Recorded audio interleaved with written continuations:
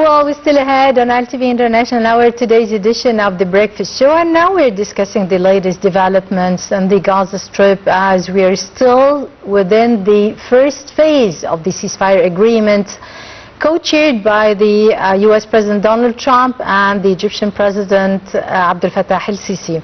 We talk about the first phase, but actually we talk about many violations of the Israeli soldiers, as Israel had killed around 240 Palestinians from the 1 month ago after signing the ceasefire agreement. And this is because of the yellow line. What about the yellow line? Whether all the Palestinians know that there is a yellow line as well, and how they're supposed to manage as their homes and rubbles of their homes are there over there behind the yellow line. So they're going to be all of them to be shooted. So also we talk about the soldiers of Hamas that they are stuck in the tunnel in Gaza Rafah. To shed more light on this, we are delighted to be joined over the phone by Professor Hassan Wageeh, Professor of International Relations. Very good morning to you, Professor Hassan. Very good morning to you too. Yes, when we talk about in terms of the violations of the Israeli soldiers to the first phase of the ceasefire agreement, and till now they killed around 240. How you weigh first of all the first phase, and now we are supposed to try to manage the implementations of phase 2, but we cannot even move from phase 1, and about the conflicts of the yellow line. Yes, of course, this is very unhappy thing that is taking place, and the killing of Palestinians continues. It is not only the 200, add to the tens of thousands who were killed, and this killing machine is not has not stopped so far. I believe that these violations, there should be a check on these violations, because it is now the decision of the international community at large, with President Trump as the lead figure here when it comes to his plan, and you know, all the Arab countries and all Islamic countries and the Europeans. So I think this is against all of those parties, and I think there should be a check on that. And I've heard this morning that the Americans will send some envoys, Kushner and some delegate with him to see how to operationalize the ceasefire, to the extent that we have heard that there could be an American base in Gaza for that purpose, but it is so vague of a proposal. They're supposed to discuss with Netanyahu the implementation of the ceasefire agreement. Yes. Right. This is what they will do today, I think. Yeah.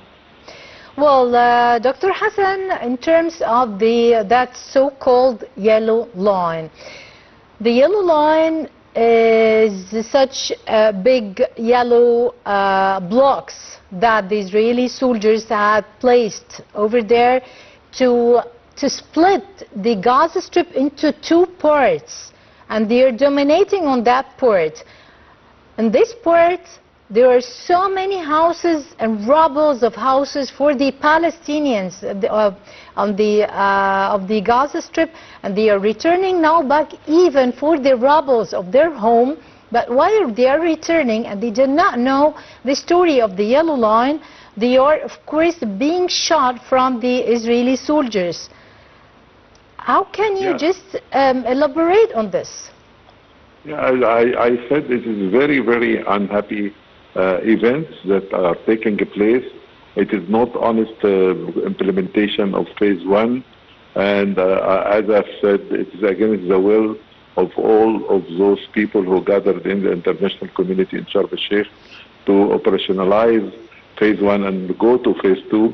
And I hope that the efforts will be exerted to make a check on all these violations and to go for phase number 2. But again, you have extremist mentality you are dealing with, and you have occupational stances still there, and there is some kind of challenging to the entire community and I think this is not in the sake of everyone. Yeah. Another important question within in terms of the first phase, and now a key point of contention remains that of a group of roughly 200 Hamas fighters in tunnels beneath Rafah. It's an area dominated and controlled by Israeli soldiers. So Hamas had demanded a safe pass to the Gaza Strip or the Gaza's interior, but Israeli forces had refused this. So how far it will go? I think they will keep them to be trapped over there and to be died over there, or what? I think it's a series of killing and practicing the brutal occupation stances. But again, let me say that Garrett Kushner is heading to deal with this issue, I think, today or tomorrow. Hopefully, there would be a result that's really reasonable. And I hope that reason would reign. Yeah. In terms of the ongoing and unwavering diplomatic efforts of Egypt to speed up the process, and moving on to the second phase of the ceasefire agreement to speed up the process of reconstruction, etc.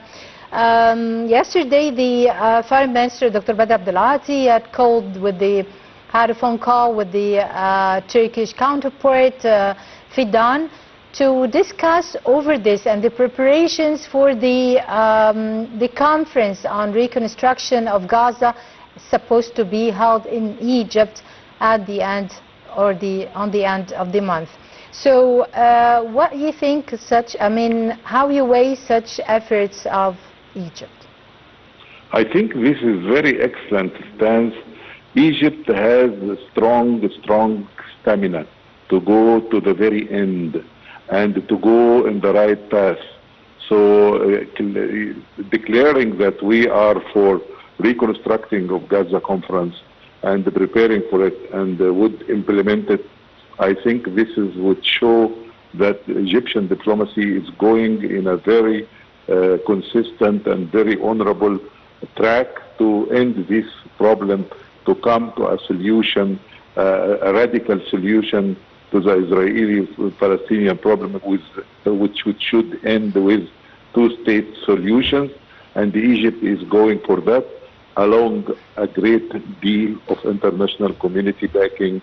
And I think and I hope this will work out for the right path. At the end of our telephone conversation, Dr. Hassan Wageeh, Professor of International Relations, many thanks for being with us. Many thanks for your insights and views. Have a nice day. Well, ladies and gentlemen, short break. I'll be right back.